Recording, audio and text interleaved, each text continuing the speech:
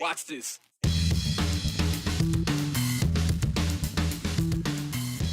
Idaho's power-hungry population. It's why one of the state utility companies is building new plants to support that need. But who will pay for it in the end? There's before the flood and after it. For Teton Dam survivors, that's how life can feel even years after the disaster. As we mark 50 years since the collapse, a look at the change it left behind. A historical home isn't paying for itself, and one Idaho city could be done footing the bill for it. So what's next for the Orville Jackson house? And how is the city planning to protect its past? Idaho's rapid growth is bringing more people, more businesses, and a greater need for electricity. Idaho Power says demand for energy is rising faster than new resources can come online. And now the utility company is looking to build 2 new natural gas plants to help meet the future needs. Abby Welch shows us where those plants could go and what they could mean for you, the customer.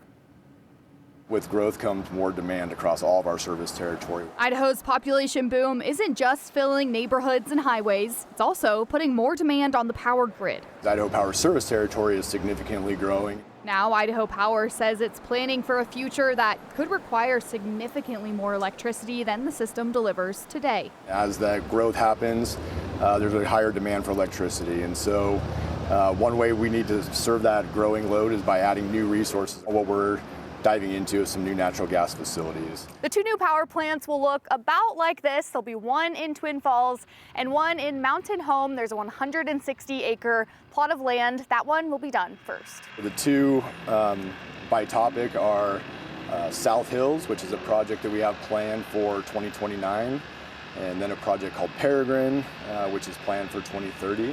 The 2 natural gas facilities will be the 4th and the 5th in the state and be the most efficient resources on the grid to date. We've added about 500 megawatts of renewables onto our system, and we have another 500 or so megawatts of renewables and storage coming on over the next couple of years. Even with all that addition, the growth is simply just outpacing those new resources. Right now, the natural gas plants make up 20% of the state's total energy. Dams make up 40% of hydro energy, and there's another 20% of energy from wind and solar battery storage. The new plants would add about 800 megawatts of new natural gas-fired resources. Put that in perspective, our system peak as it sits today is about 4,000 megawatts. We're expecting that to be up above 5,000 megawatts in the foreseeable future. So far, customers haven't seen any changes to their bills. There's been no rate impact to date. But after the plants are built, there's a chance customers will see some effects. They'll go through a prudency review if and when they go into race, and that would be after they go in service.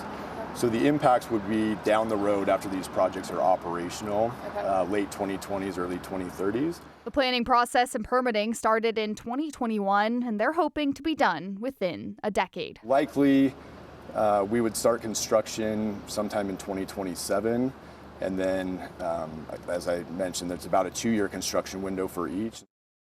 So with that math, South Hills is expected to be open by 2029, and Peregrine is set to be open by 2030. Okay, so what does it take for something like this to become operational, Abby? Idaho Power has been at this for so many years, like they said, but they had to go through a land use approval process, and then they also worked with the Department of Environmental Quality to get air quality checks. So they're checking for things like emissions and air pollution controls. I feel like it is quite a process to get these online. The other big question that I know viewers at home are going to be asking is, what does that rate increase look like? Is it going to be a rate increase for those who are paying for power? It's not for sure yet. They said they really won't know until they're built and until they kind of get a little further into the planning process. Like we said, this is a couple of years out still. So there will be a change. They just aren't sure yet exactly what that change will be. Or, I mean, I guess if there will be one. So they have to get through the rest of the planning process, and then we'll figure that out. That is the question that we will be working to answer, because I know a lot of people are going to be asking questions about that. From now till 2030. I'll be on it. Yeah, there you Check go. it out. All right, Abby, thank you. There is a song called Come Saturday Morning by the Sandpipers, and there's a line in the song that says, "And we will remember long after Saturday's gone." But we will remember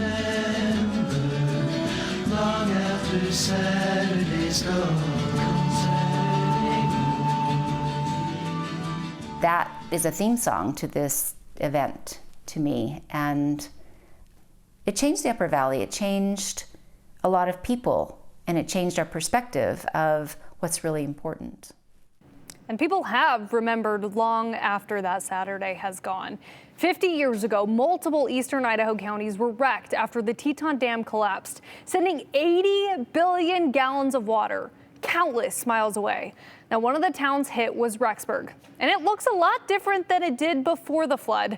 But if you were to visit there today, there are some things that would be all too familiar from what people saw 50 years ago.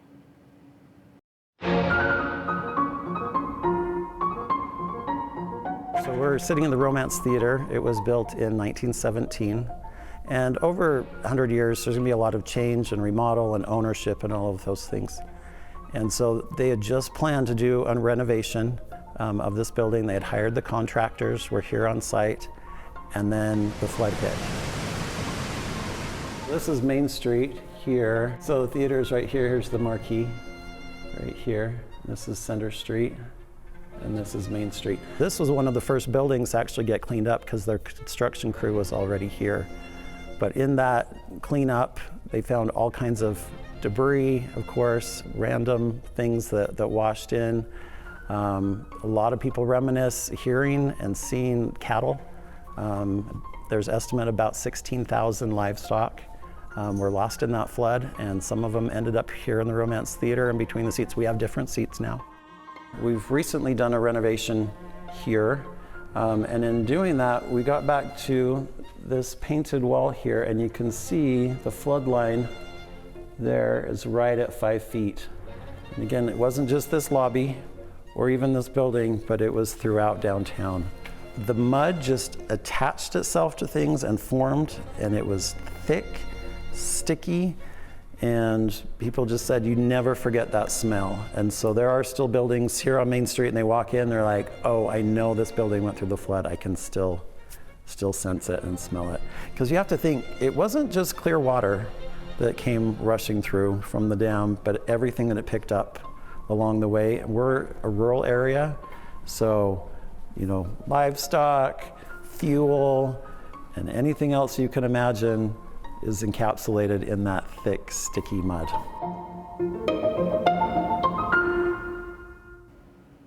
So the Romance Theater was restored. Unfortunately, a lot of the other buildings were torn down because of the extent of the damage. But there are other things that you can find around Rexburg that would likely be the same. Ricks College, now BUI, that is tough. BYUI sits up top a hill, which is where everyone retreated for safety, so it remained protected and is similar, but of course ever changing because of the growth at the college. The carousel located at Porter Park was a casualty in the dam collapse, but was completely restored during the 1990s. Though it does have 12 replacement horses, but they were carved in the original style. Also, the tabernacle survived. It was restored. The basement is where the flood museum was, but it's currently undergoing a remodel. And as they're working through that process right now, the museum says they found a lot of flood mud in the walls. So that smell is still fresh today. A reminder, coming up on Thursday on the 208, exactly 50 years to the day of the collapse. You will hear from those who were there, who survived, who helped tell their stories. And tomorrow we're going to explain the structural failure that led to the dam collapsing. Well, this week we have asked you to send in your Teton Dam collapse stories and your memories. We have Liz who shared hers with us. She writes, "My father's family lost everything when the Teton Dam broke. He volunteered to help with the cleanup where he met my mother. I joke that it took a disaster to bring them together. Sometimes that's what you need, right? To find your love. I like that." Another personal detail from Amy. "My father and several Idaho JCs went to Rexburg to help with that cleanup. It was an incredible effort that we have seen and what I've learned about." Now, both of these comments touch on the help people needed after the collapse. And that response was vast, especially from about 40,000 volunteers that showed up for those flood victims. That's not including the state and federal agencies that kept helping out. Now, keep sending your memories and your stories of the dam collapse. We're going to be sharing these throughout the week.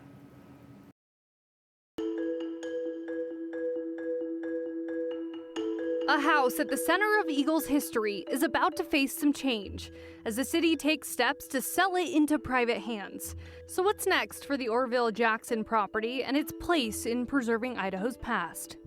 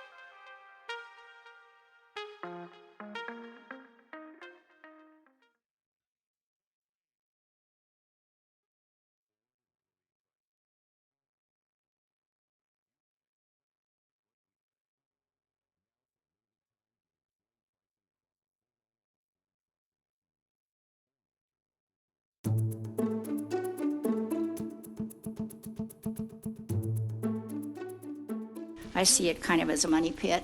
I see a lot of staff time. I see a lot of money going into it where we have some other capital improvement projects. A piece of history is about to be placed into private hands. It comes after Eagle City Council voted to sell the Orville Jackson house, but there will be certain conditions for its future owner. The house, located on Eagle Road, is nearly 100 years old. It was built in 1931, decades before Eagle ever became a city. That happened in 1971. Now, Jackson's daughter, Sherry Sharp, sold the house to the city in September 2021. They bought it for $1 million with the hopes of preserving it and turning it into an event center. Well, last month, City Council met to decide what to do with it. There were 5 options for the future, which included leasing or selling different parts of the property or taking more time to invest in the property through different phases. Well, ultimately, council voted to sell it to private ownership. Several council members called the property a money pit with the updates and renovations that it needs. Somebody's going to come in. Why are they going to buy it? They're going to buy it because they want to restore it. If they do want to restore it, there's going to be knocks. Every little thing they're going to check off on a walkthrough. So I don't know how much money we're truly going to make on the sale, but I do agree it's a money pit for the city. And I really don't want to see the city of Eagle pouring taxpayer funds into this project when we have so many other important things going on. Even though I still want that old town feel, I think this is a money pit. There will be certain conditions for its future owner, like the house can't be torn down, moved, and its historic look cannot be changed. We're basically building another city on the north end of Valley County. So Eagle's letting go of its past. Meanwhile, Valley County is trying to get a hold on what the future of a proposed development means for the community. That possible development is Red Ridge Village. The county's planning and zoning met with developers last month for a work session, going over several studies for state agencies. These studies covered several items that need to be considered, like traffic, wildlife, and water. The application details more than 720 homes, covered more than 2,250 acres, a reduction from the originally submitted 1,100 houses just outside of McCall's city limits. And just like you heard from one of the commissioners, this village would be like a town of its own. One of the concerns over this possible development is the amount of traffic and the strain it would put on the roads. If we add another 700-800 homes just in, along with all of the other stuff that's happening. At what point in time does ITD step up and say, we're going to divert funds, and this gets to a decision probably above your level as well, with the board about getting projects on the STIP program that will address some of the congestion needs on Highway 55 and the safety issues. Now, Valley County commissioners will meet later this month to discuss the expected economic impacts of this proposed development. Now to the 411 on the 208. We now know when the man charged in connection with the death of Michael Vaughn will be back in court. Stacey Wandra was in court this morning facing charges of first-degree murder, kidnapping, destruction of evidence, and persistent violator in the death of Vaughn, who disappeared in July 2021. During today's conference, a news status conference date was set. That will be July 14th at 9 a.m. in the Payette County Courthouse. A water warning for thousands of Snake River water users across Idaho. The Idaho Department of Water Resources says flows at the Murphy gauge could drop below the minimum threshold of 3,900 cubic feet per second this summer. It could potentially trigger the first ever irrigation season curtailment since the 1984 Swan Falls settlement. The department has notified more than 3,300 trust water right holders to plan ahead. And the Idaho Department of Environmental Quality is seeking public comment on a proposed settlement with the city of New Meadows over wastewater violations. The DEQ alleges the small Adams County city failed to meet seepage requirements at its wastewater treatment plant, which is permitted to discharge treated water into the Little Salmon River. The settlement would require New Meadows to complete corrective actions and update its facility plan. Public comments are due by July 2nd and can be submitted through DEQ's website. And that's the 411 on the 208.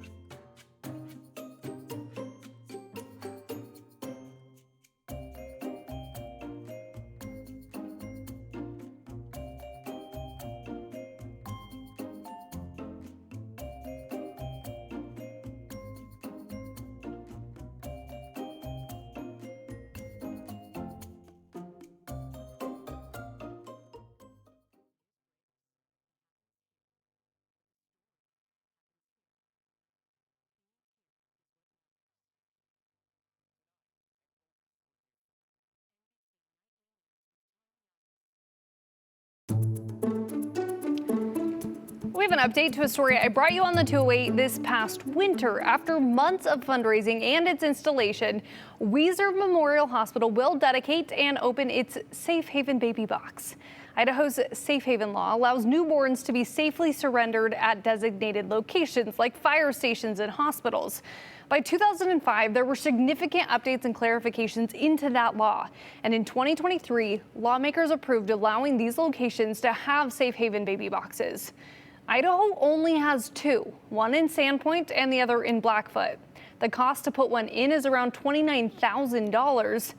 And now, good news, there will be one in Weiser.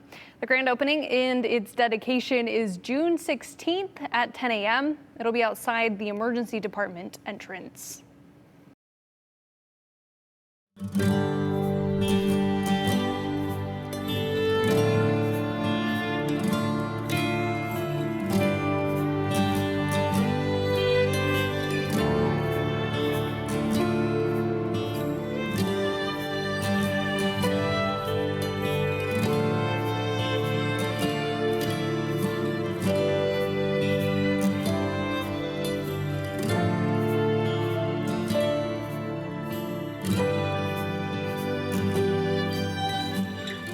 Well, we are enjoying another spectacular spring day that feels a little more like summer. 82 in Boise right now, mid-70s over in the Magic Valley and the Wood River Valley up in Sun Valley, and flirting with 70 in McCall right now. You can see abundant sunshine and very light winds. A little bit of a breeze east of Boise, but otherwise barely there for most areas. So all in all, a very enjoyable Tuesday. The rest of our evening stays quiet, calm, and clear. That sun doesn't go down until 9:20 tonight, so we'll stay in the 80s until about 8:30 this evening. So really lovely for any afternoon or after dinner plans that you might have. Now, 24 hours from now, we will be warmer than we are now, but we'll also be windier and potentially in some spots a little bit stormier. We have a system that is brewing off to the west. Over the next 24 hours, that front is going to continue marching eastward. It'll be in our neck of the woods tomorrow evening for southwest Idaho, tomorrow afternoon for eastern Oregon. This system is actually going to spin off two impactful weather systems. The first is this front for tomorrow, and then the core of this system, the actual low pressure center, the trough, is going to take its sweet time coming in. Doesn't arrive until Saturday. So we have two cool downs ahead of us this week, but all in all, things really nice despite the cold fronts coming in. So let's talk about impacts. This is tomorrow morning on our Futurecast. We will see clouds coming and going tomorrow, so skies won't be as brilliantly blue. Now, as the front starts making its way in across southwest Idaho, I'm thinking 6 to 8 p.m., maybe 5 to 8 p.m., best timing there. It's possible this particular forecast model is not picking up on much convective activity here or thunderstorms or showers, but I do think it's possible, especially across the west central mountains and potentially across the lower elevations. We could have a quick spot shower, a rumble of thunder, some bursts of gusty winds. The winds will pick up overall outside of any storm activity, and the clouds and storms will clear out quickly if they do develop, but the winds will linger, and we'll have a cool down coming in for Thursday. So wind, really the biggest impact tomorrow. This is tomorrow evening, about 7 to 8 p.m. We could see gusts 30 to 40 miles per hour as this system comes in, and then behind the front, northwesterly winds will stay breezy into Thursday, even though we'll enjoy lots of sunshine. So again, precipitation, storms, slim chance, breezy to gusty winds, which will elevate fire danger, about 100% chance of that. So everyone tomorrow afternoon and evening in particular urged to be very cautious with anything that can throw a spark. Tomorrow morning will be nice and comfy. We'll wake up to mostly clear skies, temperatures in the 50s across the Treasure Valley, low 40s for McCall and Haley, and low 30s early on in Stanley. The front comes in late enough in the day that we'll still get to our full heat potential tomorrow, pushing 90 across portions of the Treasure and Magic Valleys. We may get to 90 in Mountain Home, 70s and 80s in the mountains. So that surge of warm air out ahead of that front takes us into above average territory. We'll lose about 8 to 10 degrees of warmth on Thursday, but still lots of sunshine, even with breezy winds, a pretty pleasant day. Hot again Friday ahead of another cold front for the weekend that takes us back down into the 70s Saturday and Sunday.